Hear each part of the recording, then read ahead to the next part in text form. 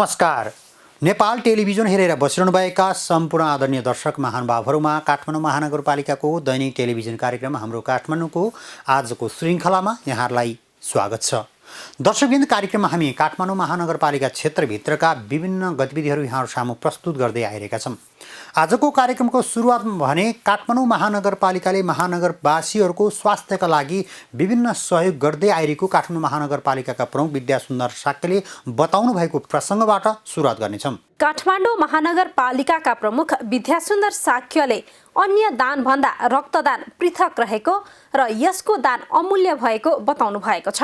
Blood donors association Nepal ब्लडदान केन्द्रको वार्षिक साधारण सभालाई सम्बोधन गर्नुहुँदै महानगरका प्रमुख साक्यले रक्तदानको महत्त्व अतुलनीय रहेको साथै महानगरपालिका कार्यालयले पनि यसलाई बढावा दिन आर्थिक सहयोग उपलब्ध गराउँदै आएको बताउनु भएको हो। महानगरले रक्तदानसँगै स्वास्थ्य क्षेत्रसँग सम्बन्धित अन्य कार्यलाई समेत सहयोग र सहकार्य गर्दै आएको उहाँको भनाइ थियो। गएको आर्थिक वर्षको नीति कार्यक्रममा यो कुनै पनि संस्थाले रक्तदान गर्छ भने व्यवस्थापन खर्च बाबत प्रति व्यक्ति 500 डलरले गर्ने भनेर हामीले निर्णय गरिसकेका छौँ। तर अघि पनि मलाई सुने धेरैलाई थाहा भएन छैन। महानगरको निर्णय हामी सार्वजनिक गऱ्यौँ तर धेरैले हामीले पाएका छैनौँ भन्ने किसिमको छ। यो आएको श्रावणदेखि कुनैले सङ्घ संस्थाले रक्तदान गरेको रहेछ भने तपाईँले त्यसको लागि पैसा माग्नुहोस्, पैसा दिने व्यवस्था हामी गर्छौँ। साधारण सभामा ब्लडदानका अध्यक्ष इन्जिनियर सानुबाबु प्रजापतिले रक्त सङ्कलन र सङ्कलित रगत लक्षित व्यक्तिसम्म पुर्याउन संस्थाले खेलेको भूमिकाबारे जानकारी गराउनुभयो। नेपालमा जब समस्या आइपरेको छ र 2039 सालमा जब नेपाल तत्कालीन श्री पाण्डु सरकारले रगत किनबेचमा प्रतिबन्ध लगाइसकेपछि त्यहाँ गाह्रो हुने अवस्था आइसकेपछि नेपाल रेड क्रस सोसाइटी जसले ब्लड ब्याङ्क सञ्चालन गरेको थियो त्यसलाई मनन गरेर ब्लड डोनर्स क्लबको चाहिँ रूपमा स्थापना गरेर विभिन्न सङ्घ संस्थाहरू तत्कालीन रूपमा रक्तदान संस्थालाई समेटेर ब्लडदानको स्थापना भएको कुरा हामी यहाँलाई जानकारी गराउन चाहन्छौँ। साधारण सभामा रक्तदानमा उल्लेखनीय योगदान पुर्याउने रक्तदाताहरूलाई सम्मानित गरिएको थियो।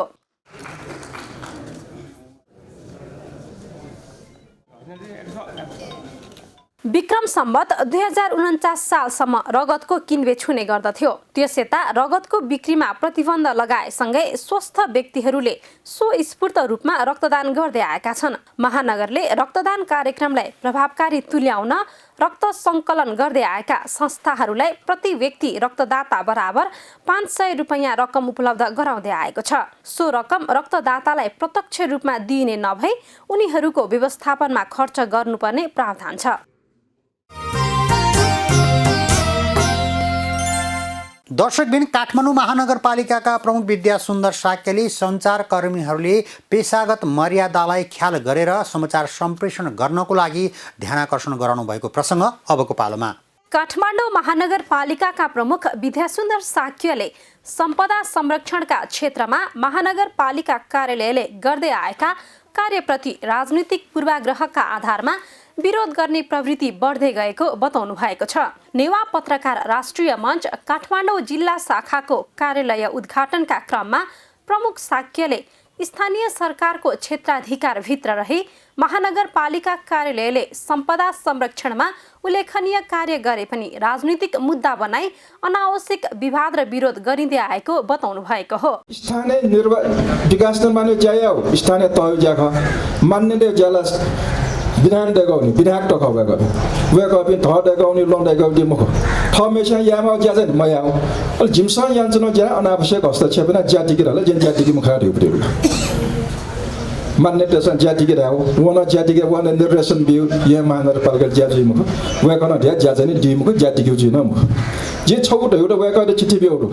कार्यक्रममा प्रमुख साक्यले पत्रकारले व्यावसायिक आचरणभित्र रहेर काम गर्नुपर्ने बताउनुभयो। पत्रकारले कुनै पनि दबाव प्रभावमा नआई सत्य असत्य छुट्याएर समाचार सम्प्रेषण गर्नुपर्ने उहाँको भनाइ थियो। तर भुटो चले आउ कारण वेगा पनि अबले सजाय दिला तल अबले समय सोल्लासा स्वय अधिकार मोर आछिके अधिकार यो कुट अधिकार यो कुटुबले पत्रकार सियाना श्रोता देता। कार्यक्रममा नेवा पत्रकार राष्ट्रिय मञ्चका पदाधिकारीहरूले मञ्च मार्फत गरिँदै आएका गतिविधिबारे जानकारी गराउनु भएको थियो। केन्द्रीय सदस्य श्रीकृष्ण दाई नछिदा चाहिँ फोन हेर्ना प्रेस मिट छौ यामाल ढगा ढाइदुल 이 대이고 초 자간시 매우 자간다기 니네고 서림들 저거 거 이야 거자 तस्कहे बलवानजी नेवा पत्रकार राष्ट्रिय दबो या नेतृत्व यहाँ नीति गुलिन दो वेका पिनसा कतिको मेहनत याना दिगु दु अले वेका पिनगु उगु मेहनत हुने थौ जे ठुको तासे दु वेका पिन सकल सतना सुबा देसा थौ या नीति उगु आत्मविश्वास बोलन के बुझा ठुको ज्या जुना ज्या संगु दु नेवा पत्रकार राष्ट्र उइटा गुखट परिमार्जी जना झ्याकी फै गुखट चाहिँ बाबा लागु ज्याजो नेवा पत्रकार हिटी लागि जाया फै रेगु कठ जाया झ्याक्चो नजुल नाच छि लस्कुसिया छोले ठौए ज्याजो या कजी फोनजी धैदि नबुला नापाङको इले जिपी मुजा चोनि चोनिको मुजा गन चोनिको रेगु ठाए मरु कार्यक्रममा संघीय सांसद प्रदेश सभा सदस्य सहित महानगरका जनप्रतिनिधिहरूको उपस्थिति रहेको थियो। मञ्चको कार्यालय काठमाडौँ महानगरपालिकाको वडा नम्बर 15 अन्तर्गत लखतीर्थमा रहेको छ।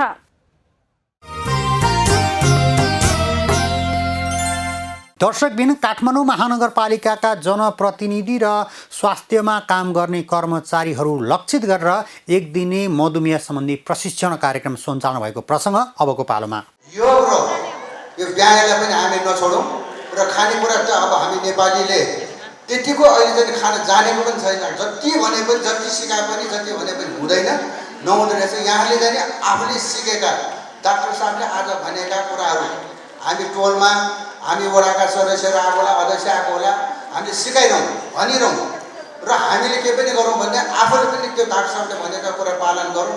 अर्को कुरा हाम्रो डाक्टर साहबले पनि बेला बेला भन्नुहुन्छ मैले 25-30 वर्ष अगाडि एउटा के सिकाएछ भनेदेखि यो हाँस्ने खेल्ने भन्दा पनि एउटा अर्को राम्रो कुरा के रहेछ भने घरमा बसेर हामी पूजाआजा गर्छौँ या हामी कुनै चाहिँ व्यायाम गर्छौँ कुनै ध्यान गर्छौँ भनेदेखि ठुलो स्वरले के भन्नुपर्छ काठमाडौँ महानगरपालिका वडा नम्बर 11 का अध्यक्ष हिरालाल तण्डुकार स्वस्थ जीवन बिताउन चाहनेले नियमित योग अभ्यास र खानपानमा ध्यान दिनुपर्ने बताउनुहुन्छ। आहार विहार र विचारको समष्टिगत रूप नै जीवनशैली हो। समयक्रमसँगै जीवनशैलीमा आएको परिवर्तनले अहिले स्वास्थ्यमा विभिन्न जटिलता थप्दै लगेको छ। यस्ता जटिलता मध्ये मधुमेह सम्बन्धी रोग पनि एक हो। वरिष्ठ मुटुरोग विशेषज्ञ डाक्टर प्रकाश राज रेग्मी विभिन्न अध्ययनलाई उद्धृत गर्दै सन् 2025 सम्ममा मधुमेहले विश्वका प्रत्येक परिवारलाई प्रभाव पार्ने बताउनुहुन्छ। यस्तै विश्वव्यापी रूपमा फैलिएको कोरोनाको प्रकोप भन्दा मधुमेहको प्रभाव 10 गुणा ज्यादा खतरनाक छ। रगतमा चिनीको मात्रा आवश्यकता भन्दा बढी हुने अवस्थालाई मधुमेह रोग भनिन्छ। मधुमेह रोगले शरीरका विभिन्न महत्त्वपूर्ण अङ्गहरूमा नकारात्मक प्रभाव पार्दछ। यति मात्र होइन, उच्च रक्तचाप तथा कोलेस्ट्रोलको समस्यासँगै मधुमेह रोग लागेमा हृदयघात र स्ट्रोकको जोखिम बढी हुन्छ। मधुमेह रोग विशेष गरी मोटोपन, तनाव, शारीरिक अभ्यासको कमी, अस्वस्थकर खानपान, कुपोषण लगायतका कारणले हुने गर्दछ। डायबिटिसको साथसाथमा ब्लड प्रेसर पनि भयो, कोलेस्ट्रोल पनि भयो, चुरोट पनि खायो, मेन्टल स्ट्रेस पनि भयो। अर्थात् डायबिटिस जस्तै अरू पनि रोगहरू सँगै आयो भने त्यसले त झन् खतरालाई बढाउँछ भन्ने पनि थाहा छ। जस्तै डायबिटिस मात्रै भएर एउटा मान्छे हुनुहुन्छ अनि अर्कोको डायबिटिसको साथसाथमा ब्लड प्रेसर पनि छ भने त्यो डायबिटिसको साथमा ब्लड प्रेसर पनि भएको व्यक्तिलाई डायबिटिस मात्रै भएको व्यक्तिको तुलनामा हार्ट एट्याक हुने सम्भावना 4 गुणाले बढी हुन्छ, स्ट्रोक हुने सम्भावना पनि 4 गुणाले बढी हुन्छ। मधुमेह रोग जति जटिल छ, यसबाट बच्ने उपाय पनि त्यति नै सरल छ। मधुमेह रोगको प्रकृति विश्लेषण गर्नुहुँदै पोषणविद डाक्टर आलोक श्रेष्ठ यसबाट बच्न खानपानमा विशेष ध्यान दिनुपर्ने बताउनुहुन्छ। अब हामीले कस्तो खालको कार्बोहाइड्रेट खाँदैछौँ र कति खाँदैछौँ त्यो चाहिँ हामीले थाहा पाउनुपर्ने हुन्छ। तुरुन्त ग्लुकोजमा परिणत हुने खालका कार्बोहाइड्रेट खान्छौँ भने हैन, त्यस्तो कार्बोहाइड्रेट चाहिँ कम मात्रामा खानु पर्यो। आफ्नो डाइटमा चाहिँ कम गर्नु पर्यो भने जस्तै तुरुन्त ग्लुकोजमा परिणत नहुने खालको कार्बोहाइड्रेटहरू खान्छौँ भने केही बढी मात्रामा खान सक्छौँ। जस्तै धेरै तारेको, धेरै डिप फ्राई गरेको हैन र बेक गरेको, धेरै तातो हिटमा पकाएको खानेकुराहरू कम खाने, अथवा प्रोसेस गरिएको फुडहरू जस्तै हामीले आटा र मैदामा सकेसम्म पुरी नखाने, बरु आटाको रोटी खाने। मधुमेह रोग नौलो विषय होइन, यो बारे प्राय सबै नै जानकार छन्। तर धेरैलाई सताएको यो समस्याबाट कसरी बच्न र बचाउन सकिएला, यो सम्बन्धमा भने केही उपाय अवलम्बन गर्नै पर्छ।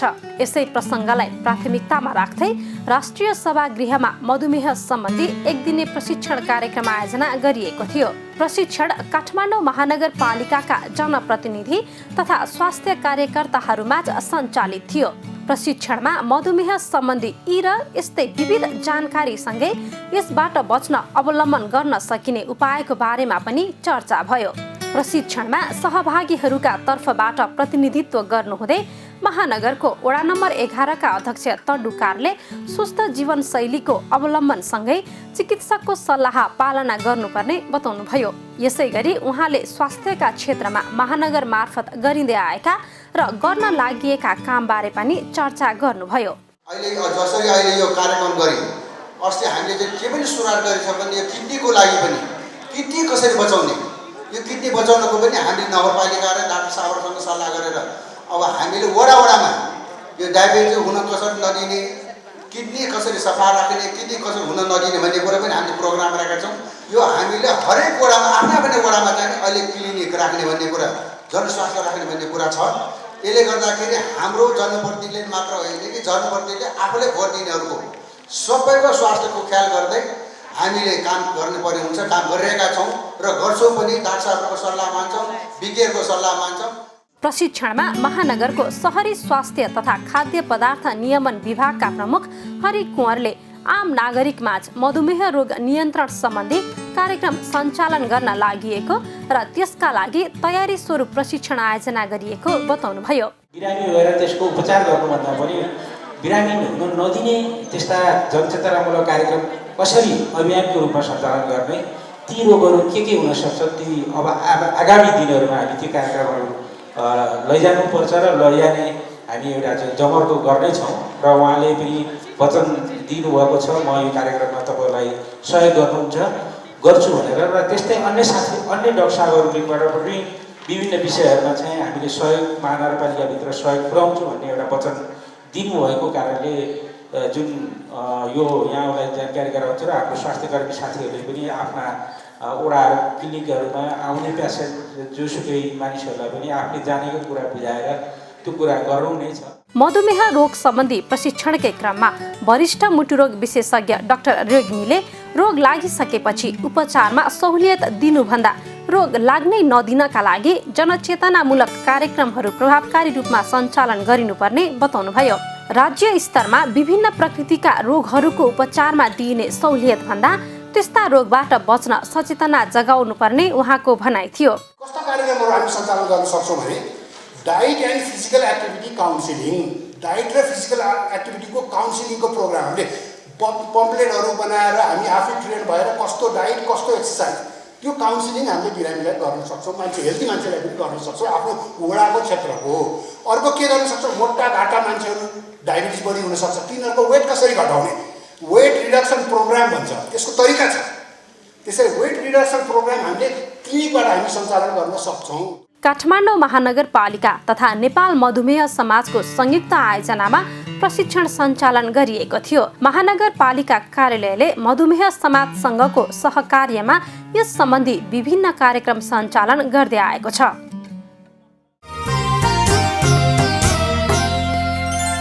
दर्शकबिन यिनी प्रस्तुतिसँगै आजको कार्यक्रमको निर्धारित समय सकिएको छ। भोलि पनि नयाँ विषय र प्रसङ्ग लिएर आउने नै छौँ। तबसम्मका लागि सम्पूर्ण टिमसहित म वैकुण्ठ भण्डारी बिदा चाहन्छु। नेपाल टेलिभिजन हेर्दै गर्नुहोला।